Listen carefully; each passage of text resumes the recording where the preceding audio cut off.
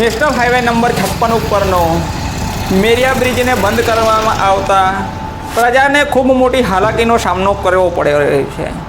ત્યારે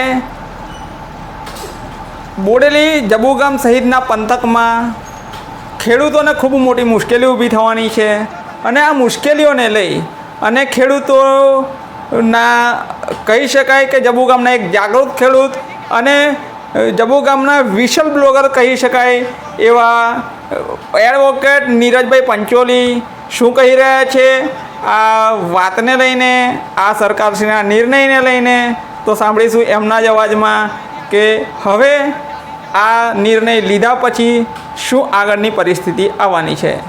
જોતા રહો લોકદર્પણ ન્યૂઝ નેટવર્ક, ગુજરાતનો પોતાનો અવાજ।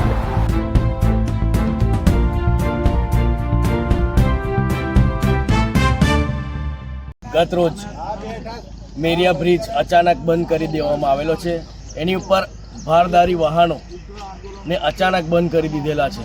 ભારદારી વાહનો બંધ કર્યા એનો કોઈ વાંધો નથી, પરંતુ ભારદારી વાહનો એટલે કેવા વાહનો કે 20 થી 25-50 ટન જેટલા રેતી જે ભરીને જાય છે ને એવા વાહનો। એગ્રીકલ્ચર વાહનોને બંધ કરીને ખેડૂતોને ખૂબ મોટા પ્રમાણમાં નુકસાન થશે।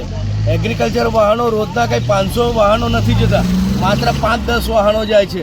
એગ્રીકલ્ચર વાહનોને કારણે જો એગ્રીકલ્ચર વાહનોને જવા દેવામાં નહીં આવે તો ખેડૂતોનો માલ કઈ જગ્યાએ ખેડૂતો માલ વેચશે।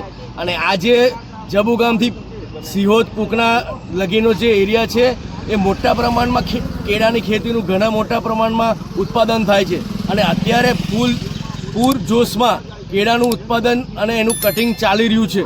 અત્યારે જો આ નિર્ણય કરવામાં આવ્યો કે મેરિયા બ્રિજ પર ભારદારી વાહનો બંધ કરી દેવા, તો એ નિર્ણય ખેડૂતો માટે ઘણો ખોટો નિર્ણય છે।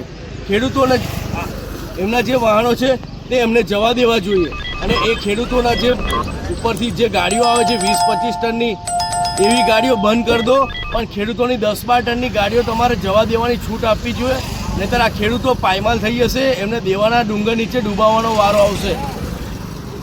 તંત્રને તમે શું કહેવા માંગશો કે જે આ બ્રિજ બંધ થયો છે તો શું તકેદારી લીધી હોત તો આ દશા ના આવતી? તંત્રને માત્ર એટલું જ કહેવાનું કે આ રેતીની લીજો આજથી 15 વર્ષ પહેલાંથી જે ચાલુ થઈ એના જ કારણે આ બ્રિજોના ઘણા મોટા પ્રમાણમાં નુકસાનો થયા છે। આજે તમે નદીની હાલત જોશો તો નદીની અંદર 50-50 ફૂટ જેટલા ખાડા અને આખી નદી 50 ફૂટ જેટલી ઊંડી થઈ ગઈ છે। પહેલાં જબુગામમાં 10 થી 15 ફૂટ ખોદવામાં આવતું હતું તો પાણી મળતું હતું, અત્યારે 150-200 ફૂટ ખોદે છે તો પણ પાણી નથી મળતું, જેના કારણે પાણીના કારણે તો ખેતીને નુકસાન થયું છે। પણ આ બ્રિજ બંધ કરવામાં આવ્યો એના કારણે પણ ખેતીને ઘણા મોટા પ્રમાણમાં નુકસાન થાય, કારણ કે અત્યારે માલ તૈયાર થઈ ગયો છે ખેડૂતોનો, એ તૈયાર માલ ખેડૂતો કઈ જગ્યાએ વેચશે? અને જો આ કેળા જેવી વસ્તુ છે એને સમયસર નિકાલ કરવામાં ના આવે તો 2 થી 3 દિવસમાં કેળા બગડી જવાની ભીતિ રહેલી છે। અને જો આવો પાક બગડશે તો દેશના લોકોને અને જે બીજા પ્રદેશમાં જે કેળા જાય છે એ કેળાને પણ લોકોને નહીં મળે અને ખાવાનું પણ નહીં મળે।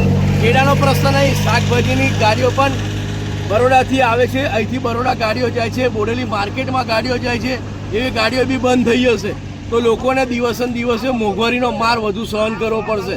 દૂધની ગાડીઓ આવશે એ પણ બંધ થઈ જશે।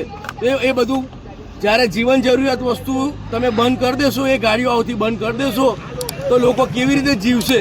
આ પ્રજાને કેવી રીતે જીવવું પડશે એનું તમારે વિચાર કરવો જોઈએ અને એગ્રીકલ્ચર ગાડીઓને ચાલુ રાખવી જોઈએ। શું નામ આપણું? નીરજ પંચોલી, એડવોકેટ, જબુગામ।